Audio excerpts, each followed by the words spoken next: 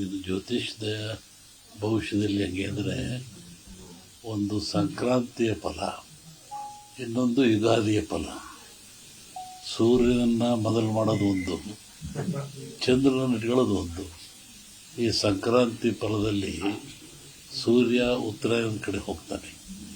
ಇದು ವಿಶೇಷವಾಗಿ ರಾಜರಿಗೆ, ಮಹಾರಾಜರಿಗೆ, ದೊಡ್ಡ ದೊಡ್ಡ ವ್ಯಾಪಾರಸ್ಥರಿಗೆ, ದುಡಿಮೆದಾರರಿಗೆ ಬರುತ್ತೆ. ಹೀಗಾಗಿ 14 ಸಂಕ್ರಾಂತಿ ಕಳೆದ ಮೇಲೆ ಈ ಭವಿಷ್ಯವನ್ನು ಹೇಳ್ಬೋದು. ಯುಗಾದಿ ಕಳೆದ ಮೇಲೆ ಮಳೆ, ಬೆಳೆಗಳು, ರೈತರದು, ಜಗಜೀವನ, ಭೂಮಿದು ಹೇಳ್ಬೋದು. ಈಗ ಅತಂತ್ರ ಇದೀಗ ಅಲ್ವೇ? ಈ ಅತಂತ್ರದಲ್ಲಿ ಹೇಳೋದು ಕಷ್ಟ. ಮುಂದೆ 26 ಸ್ವಲ್ಪ ಕಷ್ಟ ಇದೆ, ಹೇಳ್ತೀನಿ ಯುಗಾದಿ ಮುಂದೆ.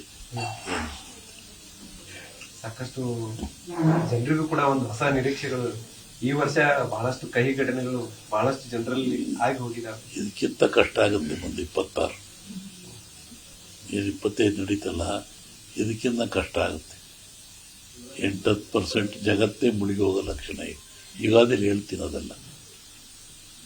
ರಾಜಕೀಯದಲ್ಲೂ ಸ್ವಲ್ಪ ರಾಜಕೀಯದಲ್ಲಿ ಹೇಳಿದ್ನಲ್ಲ ಮೈಸೂರಾಗಿ, ಸಂಗಮೇಶ ನಲಿವನೈ ಆದರೆ ಒಳಹಡ್ಡ ಬಂದಿದೆ.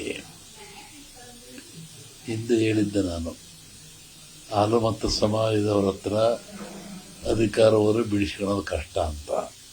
ಅವರಾಗೆ ಬಿಟ್ಟರೆ ಅವಕಾಶ ಇದೆ, ಇಲ್ಲದೆ ಹೋದರೂ ಕಷ್ಟ.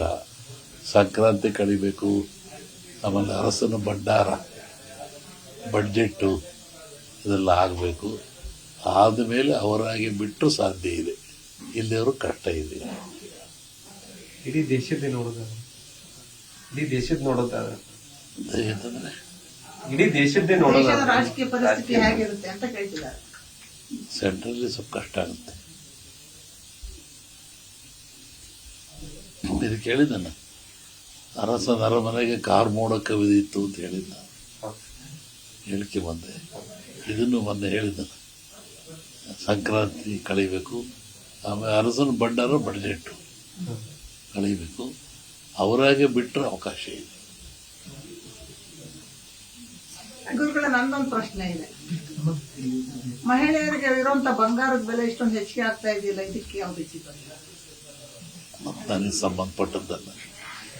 ಆಶೀರ್ವಾದ ಎಲ್ಲ ಕೇಳಿ ಆ ಬೆಲೆ ಕಟ್ಟಿ ನಾ ಬಂಗಾರನೇ ಹಾಕಲ್ಲ, ಏನು ಮಾಡೋದು? ಆದ್ರೆ ಸಾಮಾನ್ಯರಿಗೆ ಬೇಕಲ್ಲ.